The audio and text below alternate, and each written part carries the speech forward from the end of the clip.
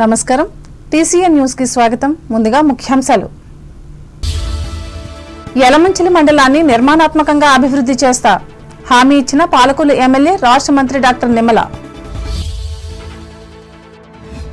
ప్రజా సమస్యల పరిష్కార వేదికలో మళ్లీ వస్తున్న ఫిర్యాదులపై అధికారులు స్పందించాలి. భీమవరం కలెక్టరేట్లో ఆదేశించిన జాయింట్ కలెక్టర్ రాహుల్ కుమార్ రెడ్డి.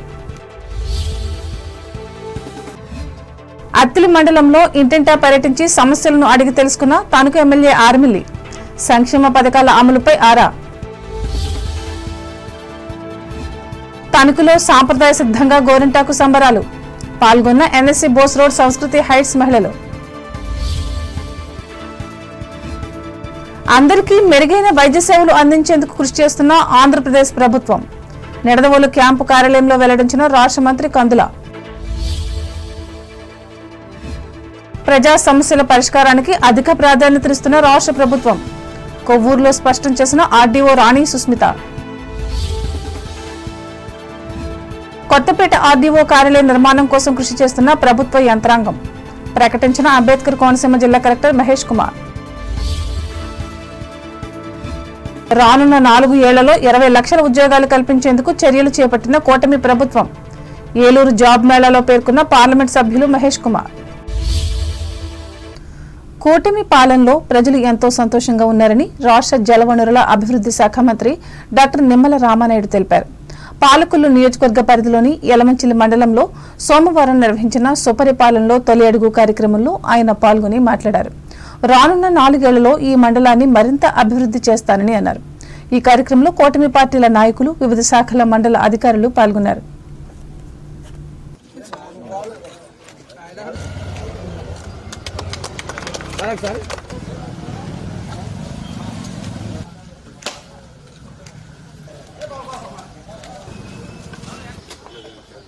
తొలి అడుగు కార్యక్రమంలో భాగంగా అదేవిధంగా ఆర్యపేట గ్రామంలో అభివృద్ధి కార్యక్రమాలు శంకుస్థాపన ప్రారంభోత్సవాల సందర్భంగా మాకు కూడా ఒక ప్రత్యేక అభిమానం ఉన్నటువంటి గ్రామం. ఎందుకంటే ఆర్యపేటలో 180% మంది దళితులు ఉంటారు. అటువంటి దళితులు ఉన్నటువంటి ఆర్యపేటను అభివృద్ధి చేయాలనేటువంటి ఆలోచనతో ఆ రోజు నేను 2014లో మొదటిసారి శాసనసభ్యుడిగా అయినప్పుడు నేను చూసా ఆర్యపేటని. చాలా ఆశ్చర్యం కలిగింది.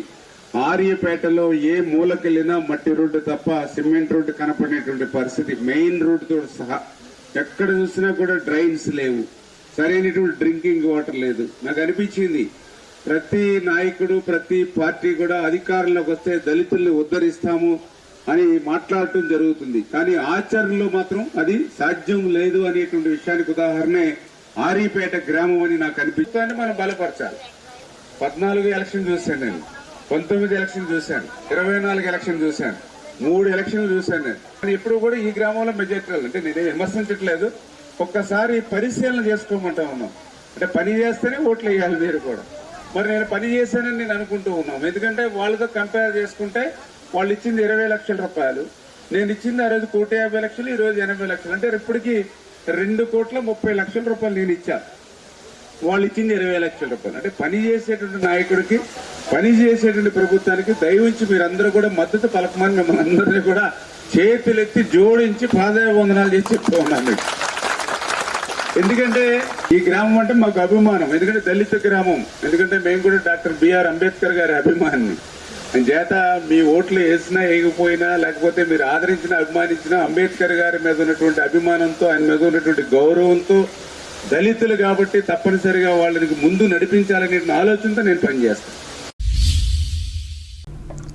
పశ్చిమ గోదావరి జిల్లాలో వచ్చిన ఫిర్యాదులే మళ్లీ వస్తున్నాయని జిల్లా joint collector T Rahul Kumar Reddy తెలిపారు. భీమవరం కలెక్టరేట్లో సోమవారం నిర్వహించిన ప్రజా సమస్యల పరిష్కార వేదికలో ఆయన పాల్గొని మాట్లాడారు. పాత అర్జీలే తిరిగి తెచ్చుకోకుండా అధికారులు చర్యలు తీసుకోవాలని ఆయన ఆదేశించారు. సంశయాల పరిష్కారం ఎడల నిర్లక్ష్యం వహించే ఉద్యోగులకు షోకాజ్ నోటీసులు జారీ చేయాలని సంబంధిత అధికారులకు సూచించారు. గడువు సమీపిస్తున్న వాటికి ప్రాధాన్యతనిచ్చి ముందుగా పరిష్కరించాలని ఆయన ఉద్బోధించారు.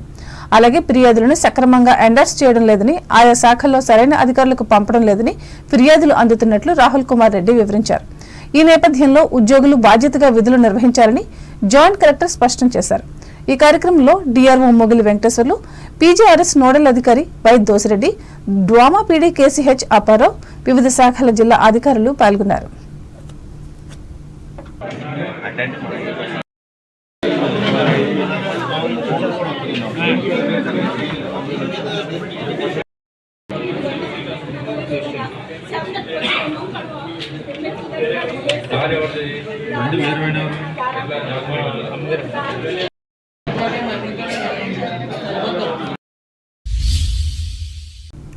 తణుకు నియోజకవర్గ పరిధిలోని అత్తిలి, గుమ్మంపాడు, వరదాలపాలెం గ్రామంలో ఎమ్మెల్యే ఆర్మిల్లి రాధాకృష్ణ సోమవారం ఇంటింటికి పర్యటించి ప్రజలను కలుసుకున్నారు.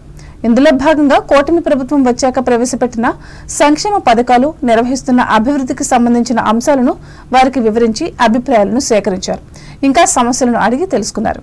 అనంతరం ఆయన మాట్లాడుతూ పొంత రోడ్లను అభివృద్ధి చేసేందుకు తమ ప్రభుత్వం కృషి చేస్తున్నట్లు చెప్పారు. ఈ కార్యక్రమంలో కూటమి నాయకులు, గ్రామ పెద్దలు, కార్యకర్తలు పాల్గొన్నారు.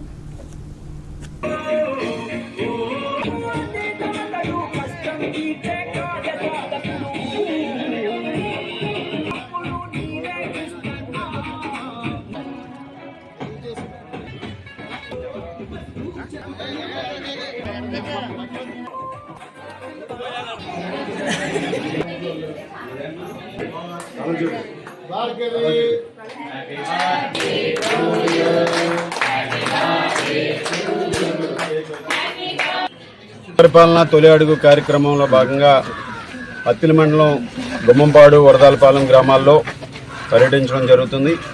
ముఖ్యంగా ఈ గ్రామాల్లో ప్రజలందరూ కూడా ఈ ప్రభుత్వం వచ్చిన తర్వాత అందించినటువంటి సంక్షేమం పట్ల ప్రజలందరూ కూడా సంతోషాన్ని వ్యక్తం చేస్తున్నారు.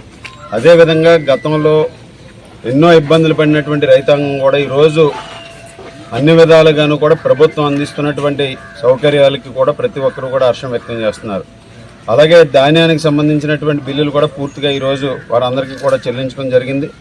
ఈరోజు ఈ విధంగా ప్రతి ఒక్కరికి కూడా ఏ విధమైనటువంటి సంక్షేమాన్ని అందించాలో ప్రభుత్వం అన్ని విధాలుగాను కూడా అర్హులైన అందరికీ కూడా అందించడం జరుగుతుంది.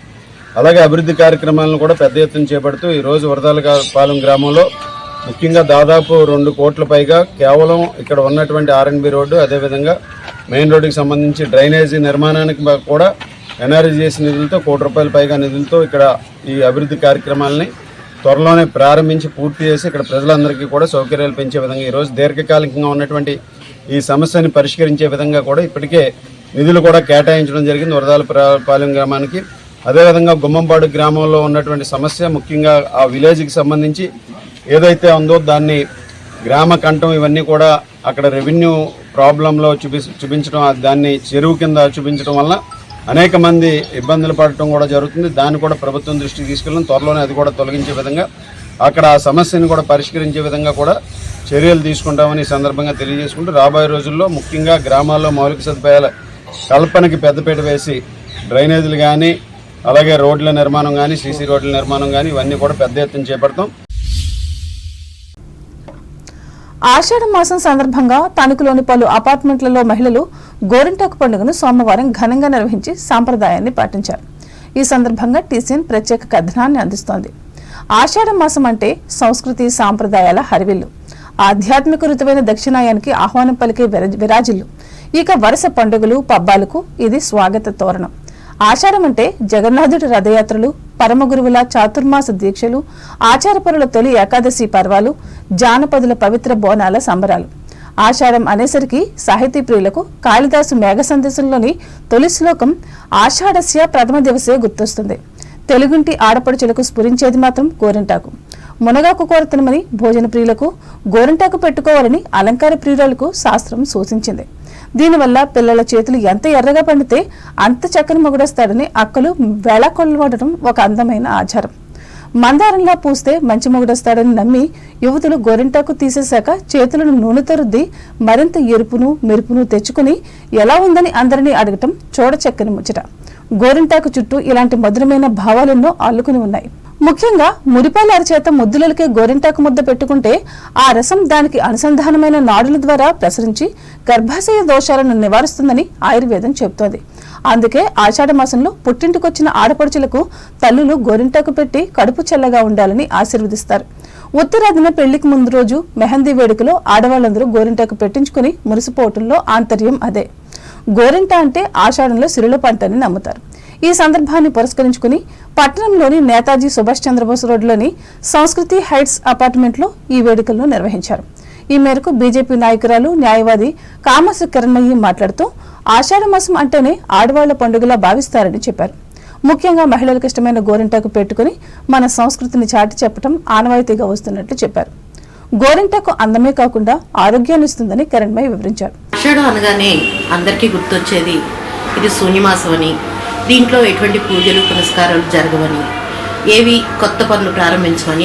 అసలు ప్రారంభమయ్యేది ఈ ఆషాఢం. ఈ ఆషాఢ మాసంలోనే తొలి ఏకాదశి వస్తుంది. తొలి ఏకాదశి నుండి శ్రీ మహావిష్ణువు నిద్రలోనికి వెళ్తారు.